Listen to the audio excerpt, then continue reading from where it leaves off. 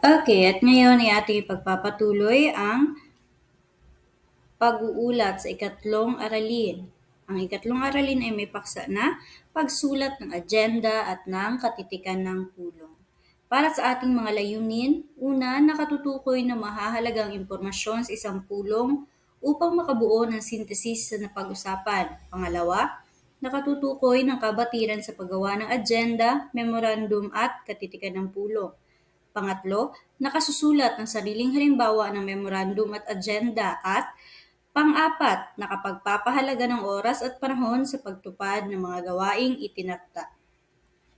Okay, simulan na natin ang pagtatalakay.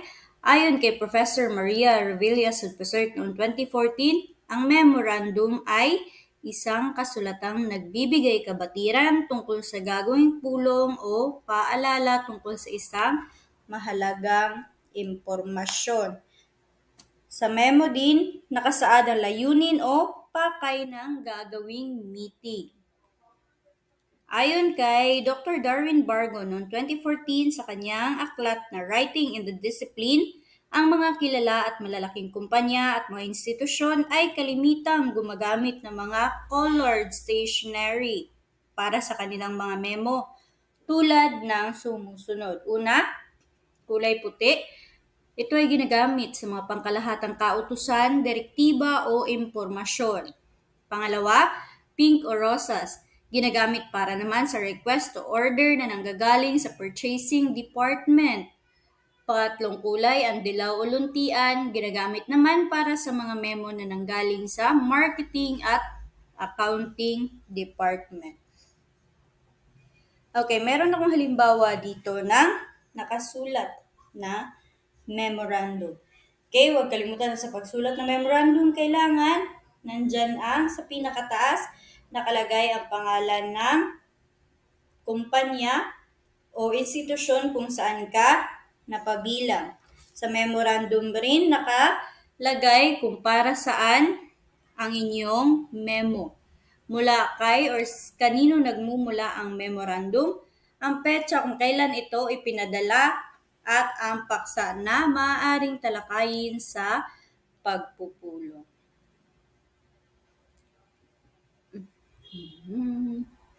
Okay. Ang mga impormasyong ito ay hinango mula sa aklat ni Sulpesert 2014 na English for the Workplace 3.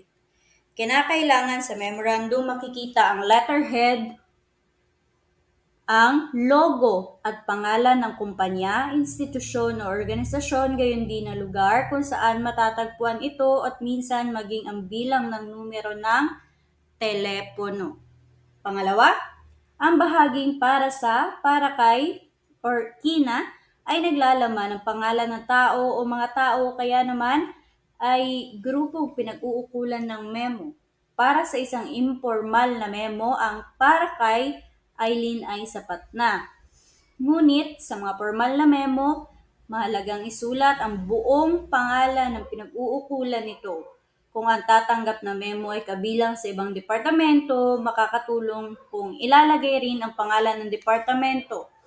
Hindi na rin kailangan lagyan ng Ginoo, Ginang o Binibini at iba pa maliban na lamang na naka-formal ng memong ginawa. Okay? Pangatlo, ang bahagi namang mula kay ay naglalaman ng pangalan ng gumawa o nagpadala ng memo. Okay?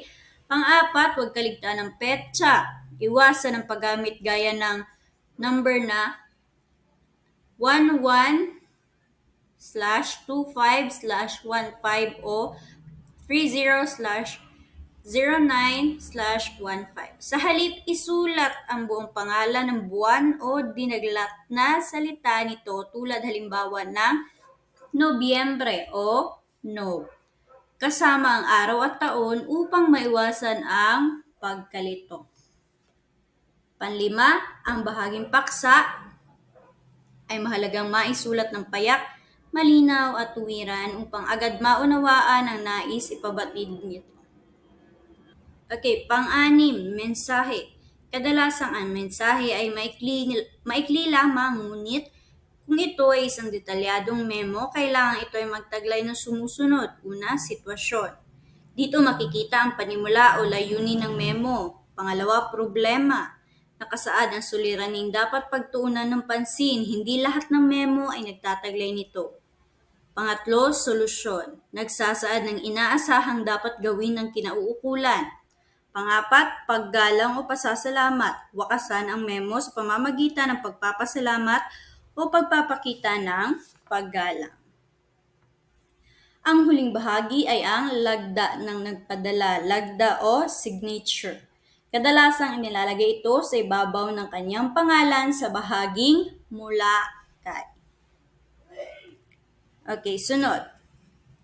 Ayon pa rin kay Professor Maria Revillas Presert, ang kanyang pagpapakahulugan sa agenda ay ang nagtatakda ng mga paksang tatalakayin sa pulong.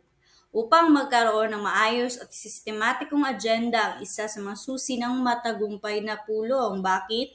Dahil dito natin makikita kung ano ang mga itatalakay sa pagpupulong. Okay. Narito ang ilang kahalagahan ng pagkakaroon ng agenda ng pulong. Una, mga paksang tatalakayin. Pangalawa, mga taong tatalakay o magpapaliwanag ng mga paksa. Pangatlo, oras na itinakda para sa bawat paksa. Nagtatakda ng balangkas ng pulong tulad ng pagkakasunod-sunod ng mga paksang tatalakayin at kung gaano katagal pag-uusapan. Sunod ay nagsisilbing talaan o checklist para sa iyong kopya ay wala kang makaligtaan na ibigay ng mga impormasyon sa iyong tagapakinig. Okay? Magiging handa ang mga kasali sa pulong at panghuli nakapokus sa paksang tatalakayin. Huwag na magpaligoy-ligoy pa sa paglalahad ng mga paksa. Okay, proceed tayo sa mga hakbang sa pagsulat ng agenda. Una, magpadala ng memo. Pangalawa, ilahad sa memo na kailangan nila itong lagdaan upang maging katibayan. At huwag rin kaligtaan na magpadala ng tugon kung ikaw ba ay makakadalo o hindi makakadalo sa gagawing pagpupulong. Pangatlo, balangkas na tatalakayin, kopya ng inyong posibleng mga paksang itatalakay sa pagpupulong. Pang-apat, ipadala ang CP. CP o kopya ng agenda sa mga taong dadalo para may mga kopya sila natitignan habang ikaw ay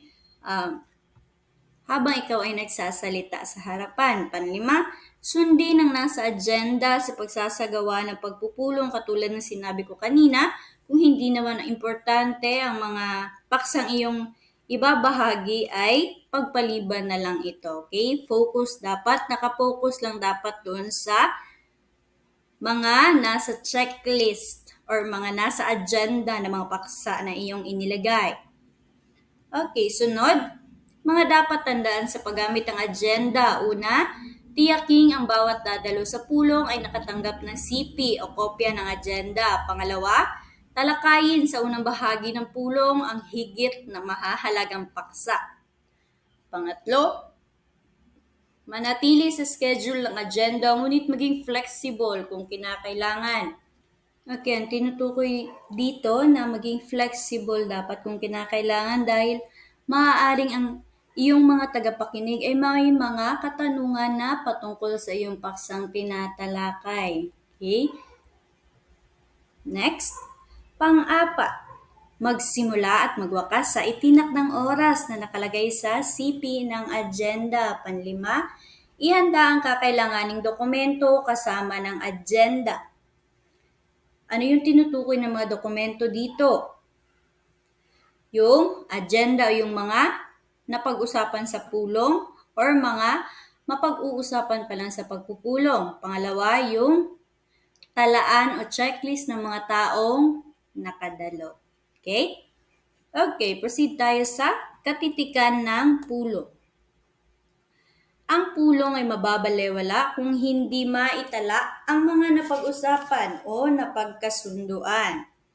Ang opisyal na tala ng isang pulong ay tinatawag na katitikan ng pulong. Ito ay kalimitang isinasagawa ng formal, objektibo at komprehensibo o nagtataglay ng lahat ng mahahalagang detalyeng tinalakay sa pulong.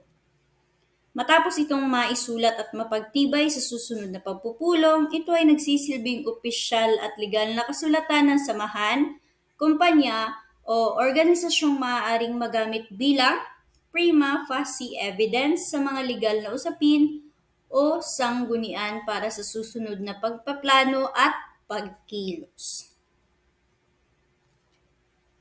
Mayroong 8 mahahalagang bahagi ng katitikan ng pulong. Una, ang heading. Ito ay naglalaman ng pangalan ng kumpanya, samahan, organisasyon o kagawaran. Makikita rin dito ang petsa, ang lokasyon, at maging ang oras ng pagsisimula ng pulong.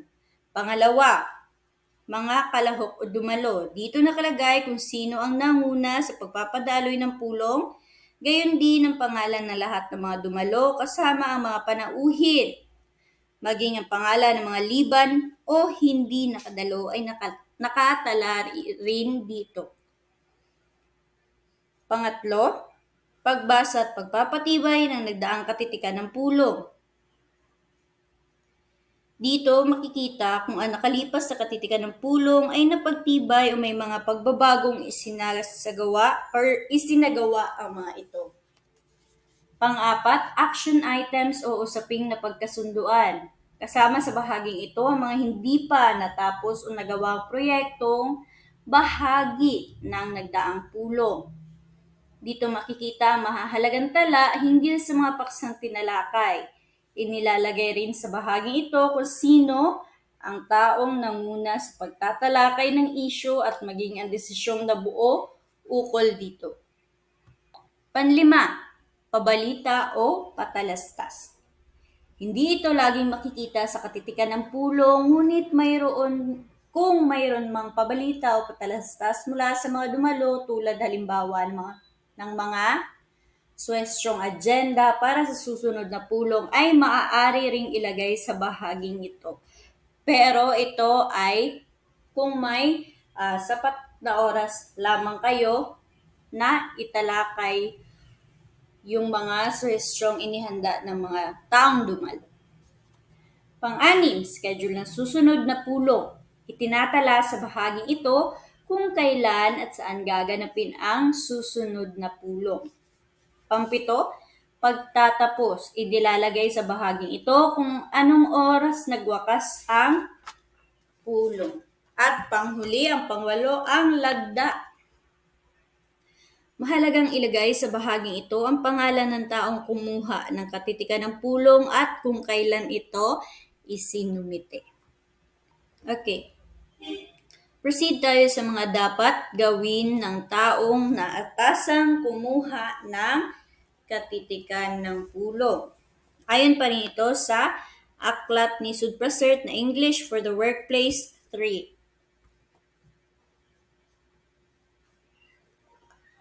Okay, ayon kay Bargo ng 2014, dapat tandaan ng sino mang kumukuha ng katitikan ng pulong na hindi niya trabahong ipaliwanag ang mga napag-usapan. Gawain niya lang itala at iulat ang mga ito.